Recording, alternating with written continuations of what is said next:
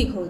से इंद्रजीत और हमारे प्रोग्राम खास चर्चा में स्वागत है एक बार फिर से डॉक्टर वीरपाल जी का, भारतीय शोधकर्ता।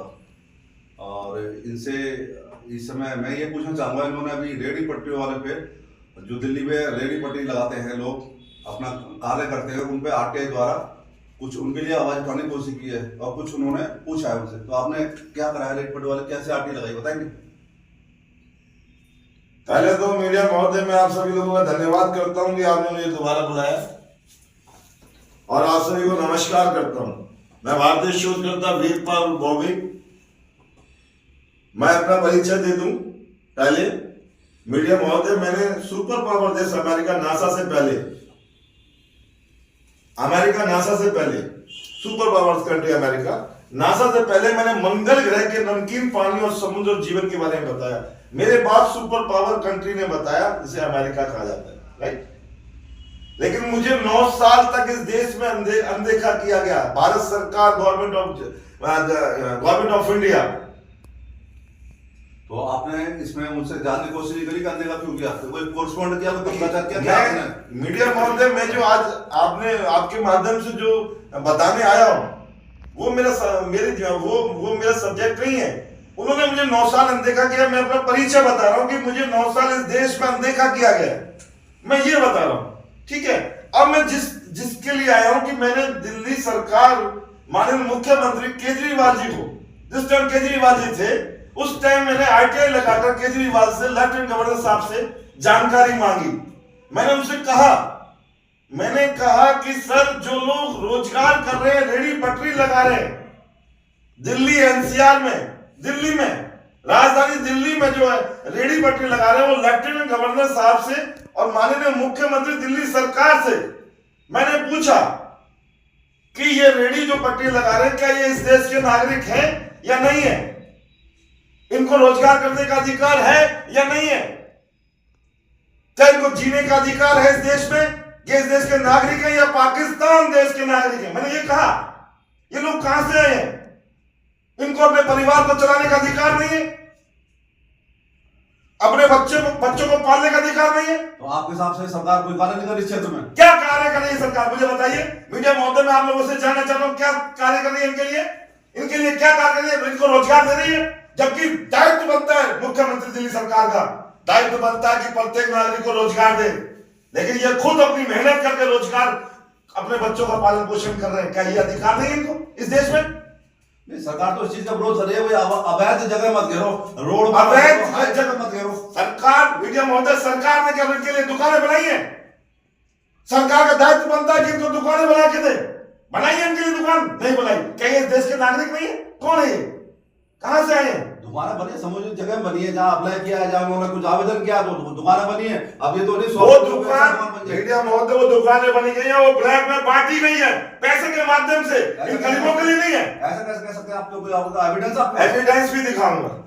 ये एविडेंस है मेरे आरटीआई के, जो लेफ्टिनेंट गवर्नर साहब, देखिए मीडिया महोदय, आज मैं सबको दिखा रहा हूं, ये सारे एविडेंस है मेरे, जो लेफ्टिनेंट गवर्नर और लेफ्टिनेंट गवर्नर ऑफ दिल्ली और मुख्यमंत्री दिल्ली सरकार से जो मुझे मिले हैं। ये जवाब है इनके, ये जवाब है इनके पास कोई जवाब नहीं है। मैंने दिल्ली पुलिस कमिश्नर साहब से पूछा कि पुलिस पैसा क्यों लेती है?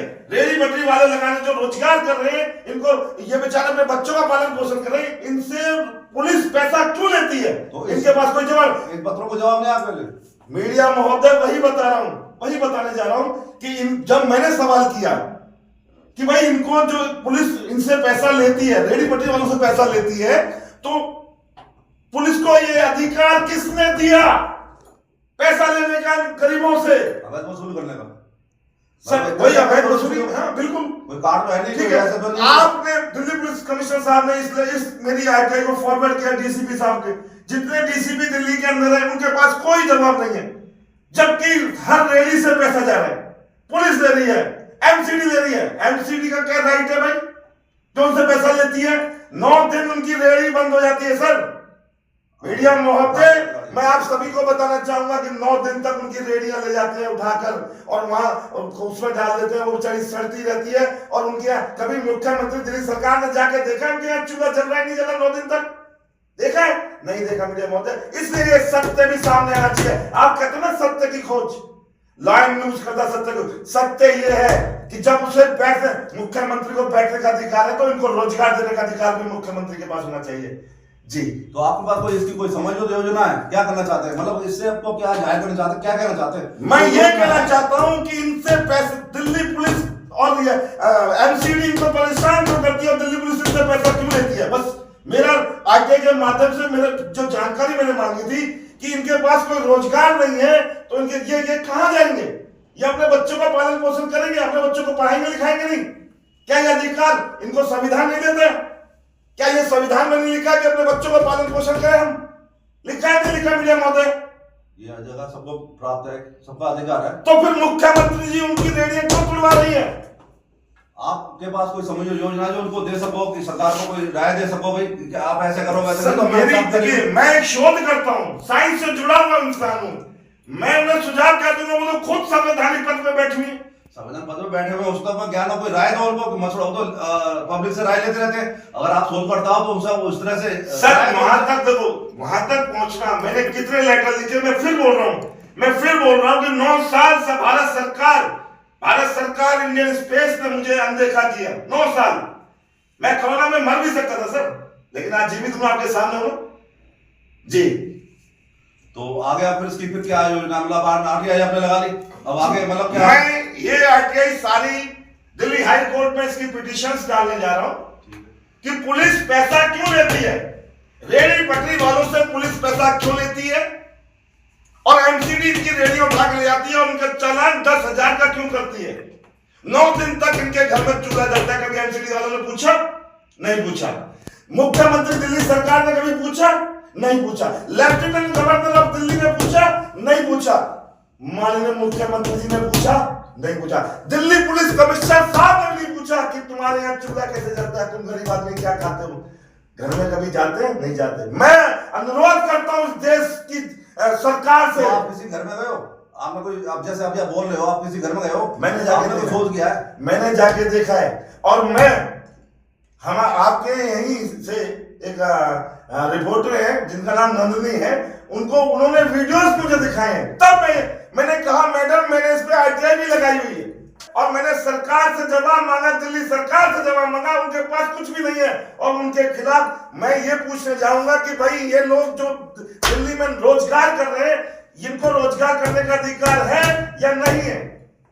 तो आपका क्या आगे विचार है, क्या प्रोग्राम है? मतलब मैं दिल्ली हाईकोर्ट में इनके खिलाफ पिटीशन लगाने जा रहा हूँ, माननीय दिल्ली पुलिस कमिश्नर साहब के अगेंस्ट और माननीय लेफ्टिनेंट गवर्नर ऑफ दिल्ली और माननीय मुख्यमंत्री दिल्ली सरकार के अगेंस्ट दिल्ली हाईकोर्ट में पिटीशन लगाने जा रहा हूँ। सर उसका विचार आपका? मीडिया महोदय, मैं आगे का विचार बता रहा हूं, मैं भारतीय शोधकर्ता, मैं अपना विचार बता रहा हूं। मैं पहले दिल्ली पुलिस के अगेंस्ट जो इनसे पैसा लेती है रेहड़ी पटरी वालों से और माननीय मुख्यमंत्री दिल्ली सरकार के अगेंस्ट और लेफ्टिनेंट गवर्नर ऑफ दिल्ली के अगेंस्ट पिटीशन डालने जा रहा हूं। पिटीशन लगाने के बाद में एक दिल्ली के अंदर एक जन जागरूकता अभियान निकालूंगा। अगेंस्ट मतलब उनके विरोध में जी, है ना? इनके जी, विरोध में आप जी।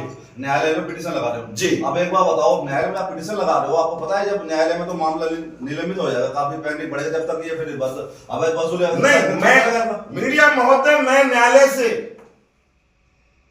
से अनुरोध करूंगा कि जब तक मुझे जवाब नहीं मिलता, संतोषजनक जवाब नहीं मिलता दिल्ली सरकार से, तब तक इनकी रेडियां और दिल्ली पुलिस इनसे पैसा ना ले, एमसीडी इनकी रेडियो ना उठाए। और जब मैं पिटीशन लगा दूंगा तो मैं उसके बाद एक अभियान निकालूंगा दिल्ली में रेहड़ी पटरी वालों के लिए एक अभियान निकालूंगा जिसका नाम होगा जन जागरूकता अभियान।